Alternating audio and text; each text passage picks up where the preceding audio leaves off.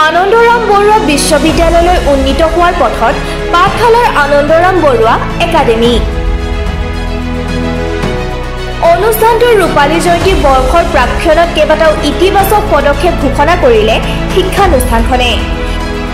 এনে প্ৰক্ৰিয়া সন্দৰ্ভত আজি এক সংবাদমেলযোগে অৱগত কৰে কৰ্তৃপক্ষই। আনন্দৰাম বৰুৱা একাডেমীৰ উত্তৰণ ঘটাই প্ৰস্তাৱিত বিশ্ববিদ্যালয়ৰ অধীনত এখন আইন মহাবিদ্যালয় আৰু শিক্ষণ মহাবিদ্যালয় স্থাপনৰ প্ৰক্ৰিয়া আৰম্ভ কৰিছে শিক্ষানুষ্ঠানখনে। একেলগে এখন নাৰ্ছিং আৰু ফাৰ্মাচী মহাবিদ্যালয় স্থাপনৰ পৰিকল্পনাও হাতত লৈছে শিক্ষানুষ্ঠানখনে। এনে পদক্ষেপত প্ৰয়োজন অনুসাৰে এখন নাৰ্ছিং হোম স্থাপনৰো ব্যৱস্থা গ্ৰহণ কৰিছে আনন্দৰাম বৰুৱা একাডেমীয়ে। একেলগে বছৰেকীয়া মাচুলৰ ওপৰত নিৰ্ভৰ কৰি হাইস্কুল শিক্ষান্ত পৰীক্ষা, উচ্চতৰ মাধ্যমিক, স্নাতক আৰু স্নাতকোত্তৰ শ্ৰেণীৰ শিক্ষাৰ্থীৰ পৰীক্ষাৰ ফলাফল অনুসৰি বিশেষ স্কলাৰশ্বিপৰ ঘোষণা কৰিছে আনন্দৰাম বৰুৱা একাডেমীয়ে। উল্লেখযোগ্য যে 2004 বৰ্ষত স্থাপন হোৱা আনন্দৰাম বৰুৱা একাডেমীয়ে শৈক্ষিক সফলতাৰে পাঠশালাক শিক্ষানগৰীলৈ পৰ্যবেক্ষিত কৰাত বিশেষ ভূমিকা পালন কৰি আহিছে। স্বাভাৱিকতে আজি এনে ইতিবাচক ঘোষণাই পাঠশালাৰ শিক্ষা ক্ষেত্ৰত অনবদ্য অৱদান আগবঢ়াব বুলি চৰ্চা লাভ কৰিছে। আজিৰ সংবাদমেলত শিক্ষানুষ্ঠানখনৰ স্বত্বাধিকাৰী ডক্টৰ ৰঞ্জিত ডেকা, একাডেমীৰ সৈতে জড়িত সত্ৰীয় সাধক ৰামকৃষ্ণ তালুকদাৰ, শিৱাংশু বৰুৱা আৰু জয়ন্ত দাস উপস্থিত থাকে।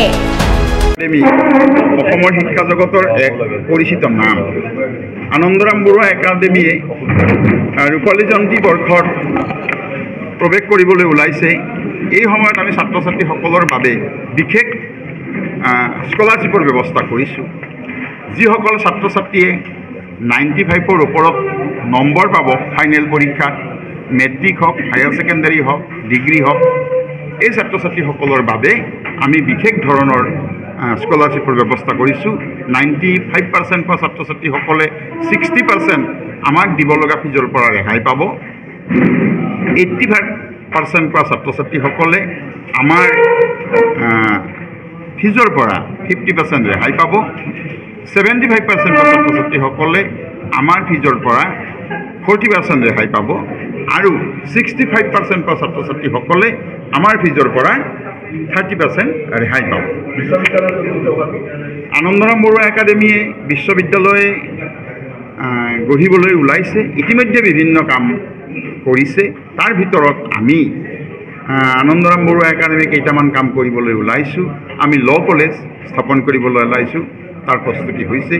আমি আমাৰ BEd কলেজ স্থাপন কৰিবলৈ ওলাইছোঁ, তাৰ কামো আগবাঢ়িছে।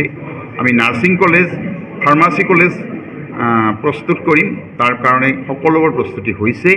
আমি আৰম্ভ কৰিম নাৰ্ছিং হোম, কাৰণ আপোনালোকে জানে নাৰ্ছিং কলেজ কৰিবলৈ হ'লে নাৰ্ছিং হোমৰ এতিয়া অতি প্ৰয়োজন।